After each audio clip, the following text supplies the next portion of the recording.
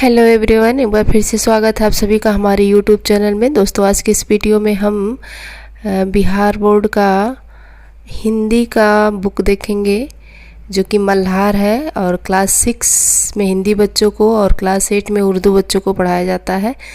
तो मल्हार बुक का हिंदी का क्वेश्चन आंसर देखेंगे और ये चैप्टर नंबर 1 को देखेंगे, इसके क्वेश्चन आंसर को। तो देखिए चैप्टर नंबर 1 क्या है, मातृभूमि। इसके क्वेश्चन आंसर को देखेंगे। तो आइए देखते हैं कि इसमें क्वेश्चन क्या है। देखिए यहाँ पे क्वेश्चन है, नीचे दिए गए प्रश्नों का सटीक उत्तर कौन सा है, उसके सामने तारा बनाइए। कह रहा हिंद महासागर के लिए कविता में कौन सा शब्द आया है, तो सिंधु शब्द आया है। मातृभूमि कविता में मुख्य रूप से किसका वर्णन किया गया है, तो मुख्य रूप से तो ऐसे अगर हम करें तो टिक इस पे हो जाएगा। भारत की प्राकृतिक सुंदरता की सराहना की गई है, लेकिन भारतवासी की वीरता का बखान भी किया गया। तो इसको ना करके ये अगर मुख्य रूप से देखा जाए तो ये वाला हम टिक करेंगे। तो इस तरह से ये दूसरे का ये वाला आंसर हो जाएगा। अब देखिए खा क्या कहता है, अब अपने मित्रों के साथ चर्चा कीजिए और कारण बताइए, अपने उत्तर चुनिए। कह रहा है कि अपने मित्रों के साथ इसी को चर्चा कीजिए कि ऐसा क्यों है। तो आइए देखते हैं नेक्स्ट पेज पे क्या है। देखिए ये मैच द फॉलोइंग है, इसको मिलान करना है। तो देखिए हिमालय का 10वें से मिलान होगा, जहाँ पे ये क्या है, भारत की उत्तरी सीमा पर फैली पर्वतमाला। उसके बाद से दूसरे का चौथे से मिलान होगा। चौथा देखिए 3 नदियों का जो संगम होता है उसको क्या कहते हैं, त्रिवेणी। मलय पवन में तीसरा होगा भारत की मलय पवन, सॉरी ये मलय पवन होगा, कहवा है ये मलय पवन होगा दक्षिणी भारत के मलय पर्वत से आने वाली सुगंधित वायुनी।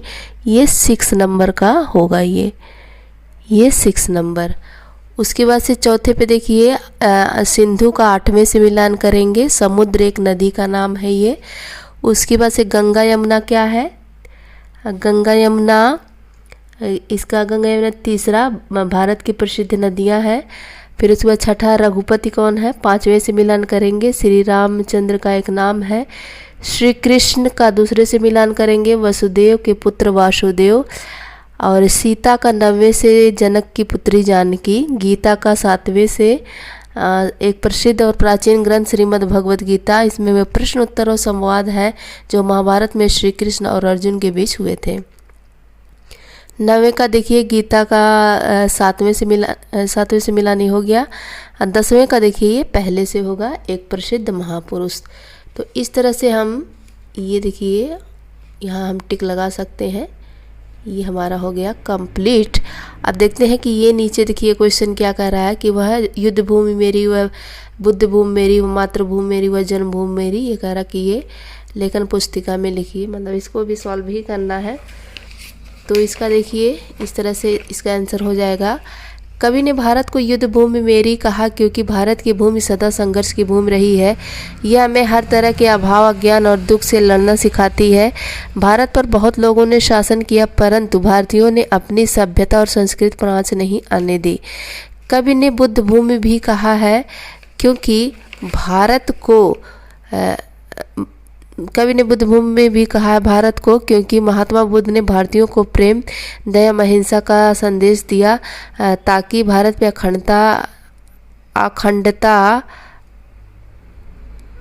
अखंडता रहे। इसलिए कवि को ऐसे भारत से लगाव है, प्रेम है, जिसके कारण उसने भारत को ऐसी संज्ञा दी। तो ये इस तरह से यहाँ से लेकर के हम इसको यहाँ तक हम कर सकते हैं। आइए देखते हैं कि नेक्स्ट क्वेश्चन क्या कह रहा है। ये नेक्स्ट पेज पर है, ये यहाँ पर कविता को एक बार फिर से पढ़िए और निम्नलिखित में पता लगाकर अपनी लेखन पुस्तिका में कोयल कहाँ रहती है, तो लिखेंगे हम, कविता के आधार पर लिखना है। तो अमराइयों में। तन मन को कौन संवारता है? तो मलय पर्वत से आने वाली सुगंधित पवन संवारती है। झरने कहाँ से आते हैं? तो पहाड़ियों से झरने आते हैं। श्री कृष्ण ने क्या सुनाया था? गीता का उपदेश सुनाया था। श्री कृष्ण ने गीता का उपदेश सुनाया था। गौतम ने किसका यश बढ़ाया? दया, प्रेम और अहिंसा का संदेश देकर भारत का यश बढ़ाया। तो यहाँ से लेकर के यहाँ तक ही हमारा आंसर हो गया। खा देखिए, कह रहा नदियाँ लहर रही हैं, पग पग छहर रही हैं। लहर का अर्थ होता है पानी का हिलौरा, मौज उमंग, वेग जोश। छहर का अर्थ होता है बिखरना, छितरना, छिटकना, फैलना। कविता पढ़कर पता लगाइए और लिखिए कहाँ कहाँ छटा छहर रही है। तो देखिए इसका आंसर यहाँ पे है।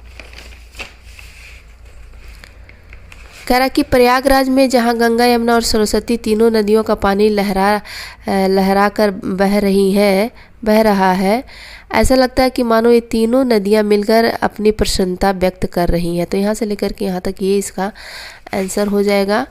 और फिर देखिए नेक्स्ट क्या कह रहा है।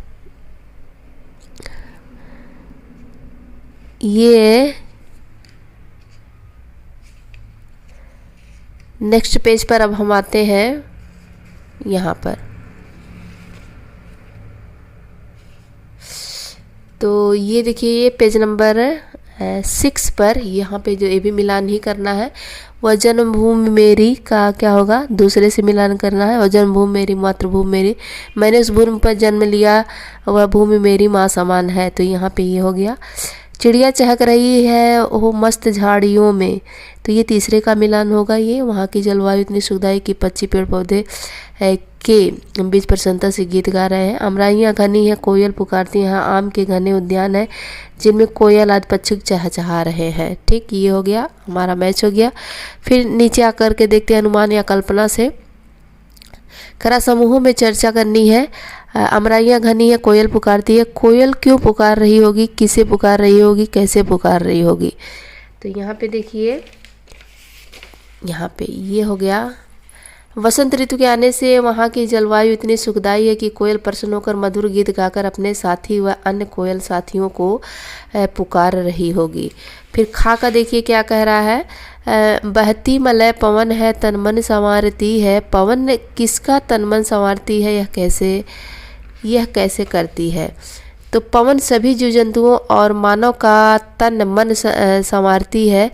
मलय पवन अपनी शीतल हवा और सुगंध से सभी जीवों का शारीरिक और मानसिक ताजगी प्रदान करती है। तो यहाँ से लेकर के यहाँ तक ये खा का आंसर हो जाएगा। हम यहाँ पे अनुमान या कल्पना का और खा का आंसर देख सकते हैं। तो ये हो गया हमारा। फिर उसके बाद से ये शब्दों के रूप में यहाँ पे देखिए, इसको सॉल्व करना है। तो नेक्स्ट पेज पर जो दिया गया है यहाँ पर हम सॉल्व करेंगे। जैसे घर घर का क्या अर्थ होता है? हर घर में त्योहार का जश्न मनाया जा रहा है। घर घर का अर्थ होता है हर घर में। जैसे एक सेंटेंस में अगर हम लिखे तो हर घर में त्योहार का जश्न मनाया जा रहा है। बाल बाल बहुत ही कठिनाई या मुश्किल से बचना। तो जैसे वह गाड़ी से एक्सीडेंट होने में बाल बाल बचा, तो इस तरह से हम सेंटेंस भी लिख सकते हैं वाक्य प्रयोग में भी। तो मतलब बाल बाल का यही अर्थ हो सकता है कि बहुत ही कठिनाई या मुश्किल से बचना।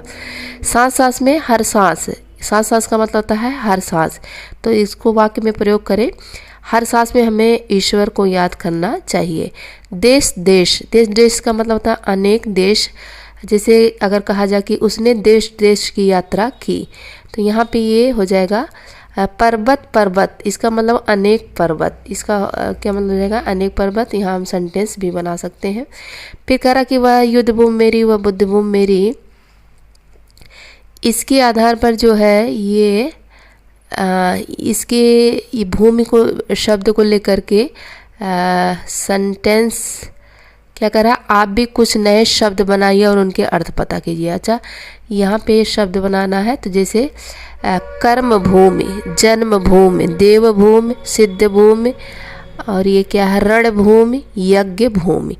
तो इस तरह से मतलब ये भूमि को लेकर के यहाँ पे एक शब्द बनाना है। कर्म भूमि हो गया, जन्मभूमि, देवभूमि, सिद्ध भूमि, रण भूमि, यज्ञ भूमि। तो देखते हैं कि और क्वेश्चन है। हाँ, ये पीछे और दिया है क्या कह रहा कि नीचे दी गई पंक्तियों को पढ़िए। जको दया सिखाई, जको दिया दिखाया। और क्या करना है फिर इसका, नेक्स्ट पेज पे आ जाते हैं। दया और दिया में केवल एक मात्रा का अंतर है, लेकिन इस एक मात्रा के कारण शब्द का अर्थ पूरी तरह बदल गया। आप भी अपने करा कि ऐसे शब्द लिखिए जिसमें मात्रा का अंतर हो और उसका अर्थ भी चेंज हो। तो जैसे देखिए चांद, मात्रा का अंतर है, चांदी, चांद अलग हो जाएगा, चांदी अलग। घट, घाट। चना, चीन। मेला, मैला। तो इस तरह से हम इसका भी आंसर लिख सकते हैं। तो इस तरह से ये हमारा जो है चैप्टर हो जाता है कंप्लीट। ये शहनाई, यहाँ पे कुछ दिया गया है तो इसको हम कर ही सकते हैं। जैसे शहनाई हो गया, शहनाई, ये हो गया यहाँ पे ऐसे। ये हो गया बांसुरी, तो इसको खोज के हम खुद ही कर सकते हैं ये। और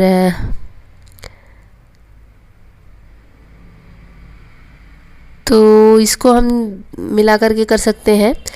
और इस पेज पर ये देखिए दिया है अक्षर से शब्द बनाना है। तो अक्षर से शब्द जो है ये क्या है, ये अच्छा इसी को लिखना है, ये यहाँ से करके इसी को लिखना है। तो देखिए ये बांसुरी हो गया, ये बांसुरी, ये हो गया यहाँ पे देखिए ये बीन। तो ये हमारा हो गया इस पेज पर, ये हो गया बीन। और ये हो गया शहनाई। और ये हो गया शंख।